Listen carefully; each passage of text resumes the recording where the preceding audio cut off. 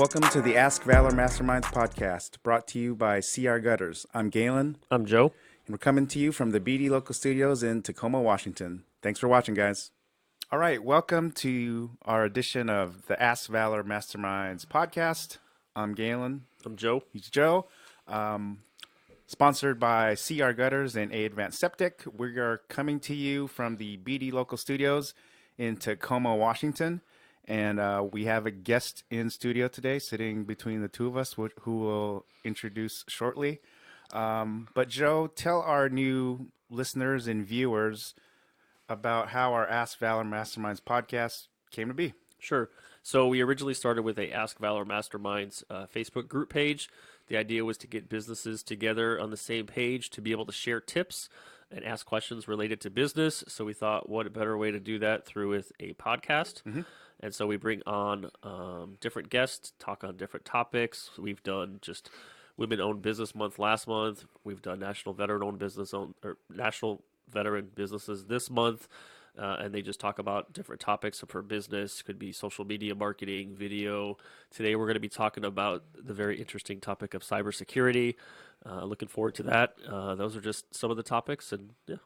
So before we introduce our guest, our veteran-owned business podcast that we've had, our past two episodes, what are some, being a veteran yourself, veteran-owned business owner yourself, what are some key takeaways that you had from our previous guests? Sure. So our first guest, he was a landscape contractor out in Kitsap County, Adam Goit. He talked about hiring out the professionals. Mm-hmm. So make sure that you have an accountant, make sure you have a bookkeeper, make sure that you have your business attorney for your contracts. Make sure that you have a good website person. Make sure you have a good marketing person. You want those key people that are going to help you run your business so you don't have to kind of figure it out yourself. Take care of your people. Right. So kind of pay your employees first, then pay your vendors, and then finally pay yourself. Right. And that's similar to our previous guest, too, the previous month when we had our first couple episodes also. Yeah, and if you can, save money. Because there's going to be a time when your business drops and you need to pay your employees and your vendors. Right. And then our last episode's guest, Stephanie, with Prosser Construction and also the Association of the U.S. Army. Pretty cool how she gives back and how we partnered on a workshop with her to help to really focus on veteran small businesses, our workshop in DuPont. What was a key takeaway from when Stephanie was on? I think that was kind of the same thing. Take care of your employees. Everyone seems to have the same thing. If you take care of your employees, then generally your business is going to grow. Right. Well, pretty cool. So thanks for tuning in, everyone. Normally we go to our Did You Know segment. We'll get to that shortly. But our esteemed guest, I wanted to introduce because we're going to ask some feedback from him. So we are glad to have Travis Thom on today from Fuse Networks. I met Travis, it feels like a longer time, but he just told me it hasn't been a year yet. Similar to a marriage, it seems like it's longer than it is. Right, but I've got gray hair to prove how long I've known him. But Travis is a veteran himself, an Army veteran himself, so just tell our viewers and listeners a little bit about Fuse Networks and about who you are. Hey, thanks for having me on today, guys. I'm Travis with Fuse Networks. We are a managed service provider out of Tukwila, Washington. We've been in business since 2010, and we help businesses manage their IT, whether that's just regular help desk services or projects, managing internet, phones, and what we're here to talk about today is security is a really big factor. Awesome. So we'll move into our Did You Know segment, sponsored by CR Gutters and A Advanced Septic. It's fall, leaves are falling, so CR Gutters is a great company to call for gutters and everything. We'll try to pump you up today with some of our Did You Know stats and cue our first image. So our first Did You Know, since I'm a numbers guy and I like stats, as you all know already. Number one, half of all cyber attacks are targeted at small businesses. So I know the press, we hear a lot of the big attacks, if it's the credit card companies, the hospital and everything, but the target one, yeah. I didn't know half for small businesses, so the amount may not be as big, but it happens. $500 to buy the information, it's pretty, that's a small investment to get, ransomware, crypto locker on somebody's virus, their business is down. Some people have to pay it.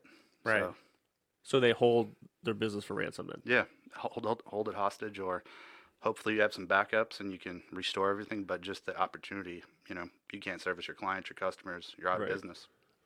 All right. Our next image is our number 2 stat, or did you know, is only 10% of cyber crimes are reported in the U.S. So this one was kind of surprising to me that if you had something, why wouldn't you want to report it? Why is that? Why do you think only 10% report actual crimes? Well, who do you report it to? A lot of people aren't. There's just no knowledge on who you're going to report it to. I mean, if my credit card gets hacked, I'm calling like Visa or Yep. Bank of America, BECU, my financial institution. Yeah. Right. This happened within our business. Fraudulent credit card charges. Oh.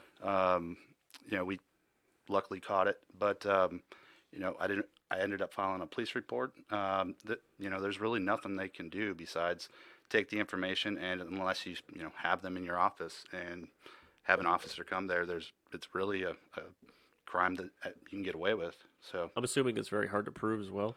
it is, yeah. You have to have video evidence. You have to call recordings, stuff like that. Gotcha. Oh, okay. Our next image, our number 3 stat for Did You Know? So this one was pretty alarming to me, or not alarming, just intriguing. Staggering $300 billion cybersecurity market by 2024. So that's a huge, huge number. And I was interested. I did some more research I didn't put on here, but what other industries like that large? So by 2025, the video game industry is going to be close to 300 billion. So I could relate. I have young kids who play like Fortnite and all these cloud-based games that online gaming is big. And it also showed on the video games, kind of taking a tangent away. Mobile gaming outpaced PC and console gaming. So I see screen time for young kids and everything. So And for adults, I have a Candy Crush. definitely Candy Crush, but I also have like Call of Duty on my phone. Oh, my son does too. Well, my 6-year-old plays that on He could get we can swap taggers. Oh, there you go. But like cloud gaming and VR games, a segment. But 300 billion, I could understand video games, but cybersecurity, that's pretty huge. So I think businesses should start paying attention to some of those things, right? Market is huge. Yeah. Our next stat, image 4, a ransomware attack happens every 14 seconds. So for the people who don't understand, can you explain what a Ransomware attack is? Because one just happened just now. So it's somewhere in the world. So sure, I'm sure you guys had it happen to you where you get an email and they send you a link. They ask you for your credentials. It looks just like maybe Google or Microsoft. You sign in, and you think everything's fine. They have your password and information. They can go in and log into your account, submit a virus. They can also send you a file that maybe it says invoice, and you open it, and now you have some ransomware on your. Yeah, I've seen that happen to like PayPal. So it'll say like, "Can you verify this PayPal charge?" And then I'm savvy enough to look at the 2, and then it's not at PayPal.com. So thousands of people who log in on their phones thinking it is. Is that what a ransomware attack is then? Yeah, it's the ransomware is really they pull your data and hold it hostage, and then you have to either pay them or restore it. So CryptoLocker was a big ransomware. So everybody's heard of Bitcoin. Yes. If you get a crypto virus, a lot of times you reach out to the person that gave you the virus, and they say, "Pay us in Bitcoin." Oh, and wow. That's because it's more untrackable. Yep, exactly. Our 2 more stats left on our Did You Know segment, brought to you by CR Gutters and Advanced Septic. It takes 5 minutes to hack an IoT device. So an IoT device is Internet of Things, so all these smart devices. I have an Amazon Alexa at home. I know I've seen ads like Black Friday ads for like smart refrigerators and different things. So how easy is it? That easy to hack if you know what you're doing? And have you seen it happen? It's not about the ease of it. It's about changing the defaults and the password that it comes with. Putting it on a different network than like your business network. So if you have a guest network, make sure those devices get added to the guest and not your corporate network or your company network. Right. So I think there was a lot of Black Friday deals for the TVs. Those are, Internet of Things. Right. Fire They TVs. just plug it in and they think everything's, you know, going to work, that it's secure. And the first thing I'd recommend is just make sure you do updates Okay. and then change a password if there's username and password. All right. But that seemed pretty quick to get access into that. And our last stat, image number 6, 60% of small businesses, so some of our viewers and listeners out there who are small business owners themselves, 60% of small businesses fold within 6 months of a cyber attack. So that's a pretty sobering statistic. Yeah. So how would that happen, and how would that affect like a real world company? So, if you're hit with some sort of a crypto virus or ransomware, you're essentially locked out of your systems. You can't open any of the files. So those, say, proposals, client files, if you're a designer, the client files for logos and designs, you can't get to them. You can't access them. So when your clients are asking you to provide, their files and their documentation, it's not there. So they have to either recreate it. It's very costly. So they're rebuilding their business. Really, any client relationships they have, if trust is a big factor, that, are you going to get a virus again? Can we trust you with our information? So that plays a big part in, you get a virus 6 months from now, can you recover? I guess it depends. We've seen businesses completely be down for 2 to 3 weeks. They're large enough that they can recover, but a small business, that's something you can't sustain. It's you mentioned, putting money away to save for those times when you may not have the revenue. And I mean, if you have that, you may be able to get through it, but it's a pretty big undertaking, especially if you don't have a partner that can help you through it. Make sure you had backups or. So what would you, as a business, what would you put in place to hopefully stop that from happening? Well, let's do one thing first. All right. So before we talk about cybersecurity and what it is, what to look out for, and some tips, we want to get to know Travis a little more since he's in the hot seat. So since you're an Army veteran, what did you learn in the Army that has helped you in business? It's the first thing. Being 10 minutes early is 10 minutes late. First time I met Joe, I was probably 20 minutes late, so just prove that. Just keep it track. No, thinking about it, probably it's better to make a decision than no decision. So analysis by paralysis isn't going to push anything forward. So just make sure you step back and look at the decision and adjust if needed. So, okay. Yeah. I like the be on time. That's a thing that'll hold true too. If you're 10 minutes early, you're on time, and if you're on time, you're already 10 minutes late. Yep. And a lot of businesses, when they schedule appointments with homeowners, let's say they're a landscape company, they're going to that house. If you're showing up early, that means you've taken the time, and it shows that you're important to them. Yeah, absolutely.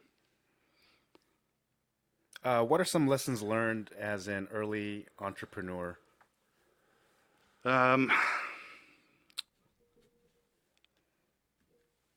Failure is not always a bad thing.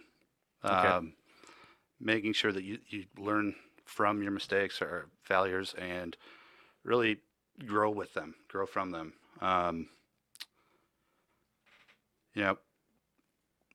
It's like failing forward. Yeah, failing forward. And then I guess the second thing is never be the smartest person in the room. I'd second, have those people that you work with, the accountants, the marketing folks. You are today, though, the smartest person in the room. Nope, between the three of us. So it just, you know what I mean? It's you don't want to exactly. be that guy and have all the answers. You want to solicit information from multiple people and really get groupthink going and have everybody be involved, and their take needs to be really part of the solution, building the business. So you mentioned getting advice from different people. What's been some of the best bits of advice that you received from other people in regards to running a business or starting a business? Or best advice would be, again, it goes back to learning from your failures. Learning from other people's failures, being able to step back and observe, and it goes back to always making a decision. It's really been for me, we went through several systems. We try to streamline a lot of stuff, and Right. a lot of times there's trying to get roadmap and the plan all the way to completion without even testing steps 1, 2, and 3. So just if you're trying to roll something out or implement something at your business, don't go for the end product. Start implementing day 1, day 2, day 3. Learn from the lesson. Just learn the lessons as you go through them, and you can adjust from there. Cool. Since this is a marketing podcast, so how has online marketing affected your business?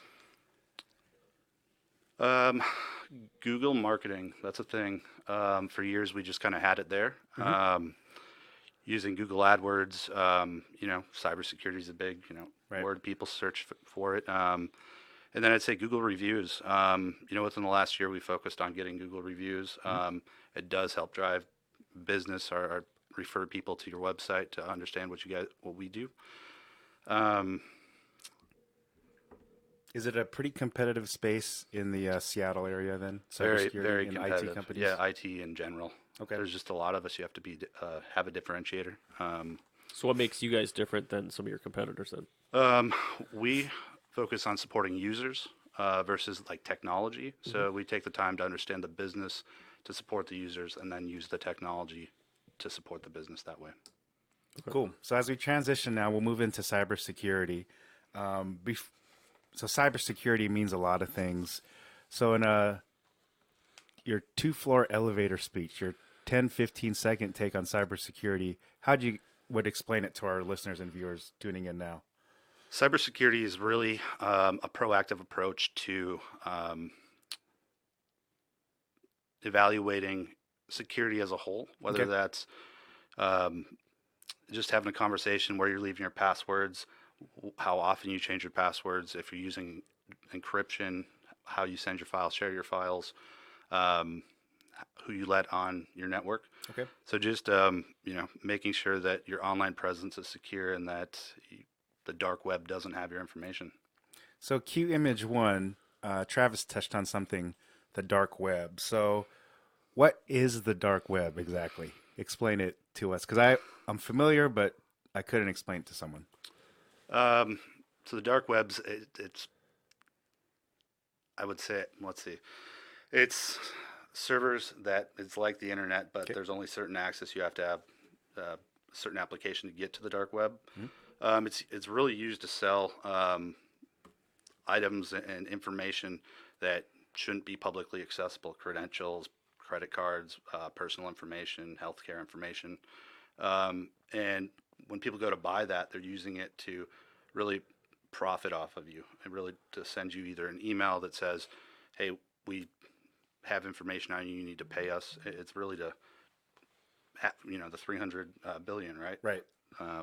That's how that grows, and they profit off of that. So key the next image, Fuse 2. So how do businesses know they're at risk? Is there like a scan tool they can use online? Right. Is there a website they can go to? Yeah, there's a free one called Know Before. Go in there. Spell that out. KNOWB4.com, Okay. I believe. okay? I'll double check. But it's you type in your email address, your company one, your personal one, and it comes back and says if you have any information on the dark web. It does make you validate your email, so they'll send you an email that says, "Are you sure this is you?" So that you're not checking Joe's and you're not checking Galen's. Right. Yep. So that's a free one. There's plenty of online videos on, I think, YouTube by Microsoft or on the Microsoft site, just on basic security. If you type that in with Microsoft, you're going to find a bunch of videos. Yeah. Okay. Q image 3, Fuse 3. So how can businesses, the quick version, reduce their risk? So you do a scan. If you come up clean, how could our viewers and listeners reduce their risk online? Yeah. Really, use a password manager. Don't continue to have your pet's name or your children's name with 1, 2, 3 and then 1, 2, 3, 4. A lot of the times, Welcome 1, 2, 3. Guilty. Guilty. So you can use a password manager to manage that, but a lot of the times when we see a business on their dark web scan, it's the same password for like Dropbox or LinkedIn across the board, which if I'm a cyber hacker, yeah, right? I'm going to go look up that information and I'm going to type in the email on Office 365 or Google and hope that it's the same so I can get in there and then start mining their mailbox and setting up a strategy to exploit others. Okay. So cue last image 4. On this image, it was off the slick about employees. Like Yeah. employees are the first line of defense. So oftentimes you get trained, but sometimes if you're checking email, like that's something not all businesses train their employees on. They train them how to answer the phone correctly, Yep. how to submit a file or case or whatever. Employees, talk to us about that and your experiences with some of your clients or businesses that have had Yeah, issues I with think that. that's probably the biggest void with in a company is training your employees and making sure they know what to look for. And just even with email, you brought it up earlier Okay. with PayPal. Check in to make sure that link is at paypal.com, that their email address isn't at gmail.com, that you can manipulate it to look look any way you want it to. But Right. if you hover over it, it's going to show where the true address is. Training is really big. We actually offer it as a free service for our clients. Okay. We do annual cybersecurity training. It's 45 minutes. It's scenario based. It's about Sally the accountant and Joe the manager. So it just goes through what to look for, and then it gives a little test. And as a business owner, our employees go through it, and I get a certificate and passing scores, and it's in line with their employee vulnerability assessment. So Okay. Is that something that's on your website where they can go to and find it? Yeah, it's under security. Okay. Yep. And if anybody's really interested, I think my information is We'll post it. yeah. Yeah. Happy to run a free dark web scan, talk to you a little bit more about what that may mean if you're on there, if any of your employees are on there, and just give you some simple things you can do to mitigate that. So we probably touched it a little bit, but what are other common things you see businesses from the multi-employees, and a lot of our viewers and listeners are just single entrepreneurs themselves. Yeah. What are the most common mistakes that you see businesses do as it relates to cybersecurity? Staying up to date with your computer, right? So if you have one computer or 20 computers, Windows updates are make sure you keep running those. Make sure you have an antivirus on there. A lot of times it just comes with the order it from Dell or HP, and it just has it, and you think it works. Validate that. Make sure it's on. Make sure it's running, and make sure it's scanning. How about a lot of our entrepreneurs run their business from their cell phones? Do you I have an Android, Samsung smartphone. I do the updates and everything. Is that similar with smartphones then, with updating? Yeah, make sure they're software and exactly. Everything? Yep. It goes back to even the TVs like we're talking. I mean, there's always, they find ways and workarounds in the code that makes everything work, and they just exploit that. So that's why we have security updates. It's not always about giving you new features. It's a lot of times about security. Okay. Yeah. So what are a couple of good antivirus software people should download or purchase? We recommend Viper antivirus. There's Microsoft has a free one, the Defender product that comes with it. If it's just one or two people, that seems to work. Just make sure that it is enabled and protecting. Symantec endpoint protection. We've used that in the past. WebRoot is another one that we recommend. It's cloud-based, and really what you want to see is how often they update the definitions, and that way it's not a day to 2 days before that's getting updated. If there's a real-time exploit, they're going to be pushing it to your computer. So just some quick tips. So each guest, we always like to pick their brain because you're the expert, and a lot of our audience, our small business owners, are hungry for information. What are 2 or 3 things that you could give as advice to our listeners and viewers right now? If you're running Windows 7, the end of life is in January. Oh, okay. So it's time to upgrade to Windows 10. That's you can either buy a license from Microsoft to just upgrade in place, or you buy a new computer.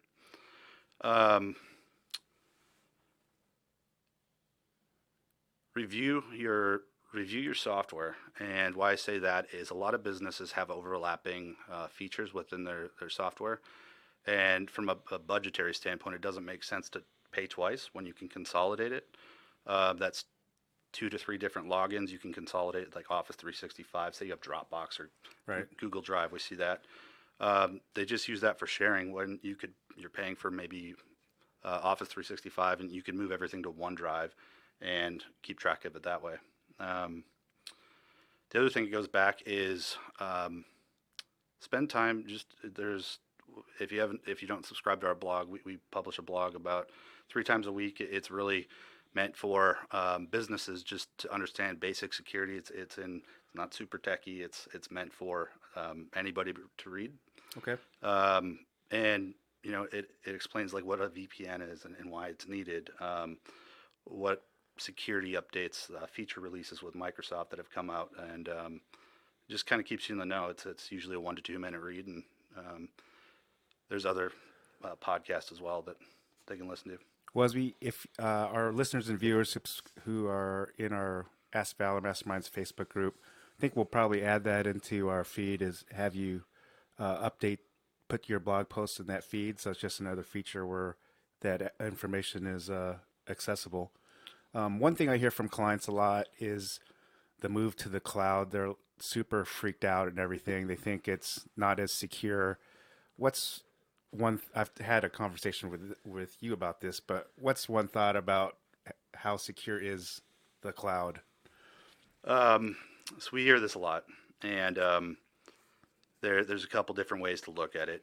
What makes you more secure than the cloud, right?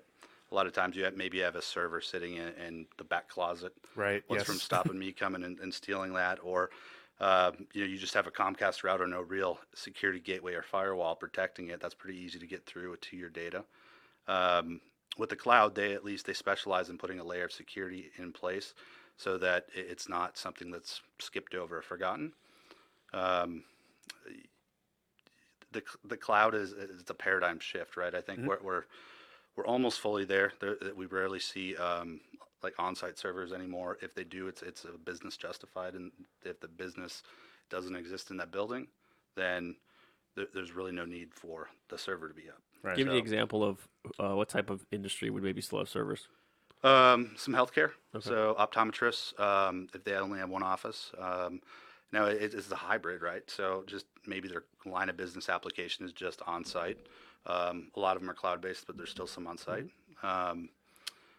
And let's see, maybe some graphic designers as well. Okay. All right. Just wrapping up, one last question. Thanks for all your feedback and Absolutely, guys. being here for cybersecurity. But you also offer IT services and everything. So for this last 90 seconds or whatever, I have a question. So how often do businesses overpay for IT services, and what to look for? If to our listeners and viewers, what's something they should look out for? Yeah, just it goes back to reviewing the services that you have. A lot of times it's just an expense item. My recommendation is treat that as a department, and it shouldn't be in the same category as G&A. It should be, it's IT Right. and technology costs. So look at, if you have Comcast or CenturyLink, they change quite often. You're on 1 to 3 year contracts. Make sure that you're not just letting that lapse and renew. Take advantage of the technology changes, right? So Surface just came out with Surface 3. You have a 4 to 5 year old laptop, get the Surface 2, right? Okay. Or this laptop 2 or the Surface Pro 6. It's things like that, where if you're on a budget or you're not really sure what the best approach is, it's better to give us a call. We'll help you make that decision. But overall, it's review and then talk to somebody, talk to an expert. There's a lot of times we'll have I'm the tech guy for the company and Right. I know this and that. Well, talk to somebody that actually does that for a living. And a lot of the tech people I know are IT people. They're going to want to talk to you about it anyways. They like to engage in that conversation and give you, how they feel about it and their insights.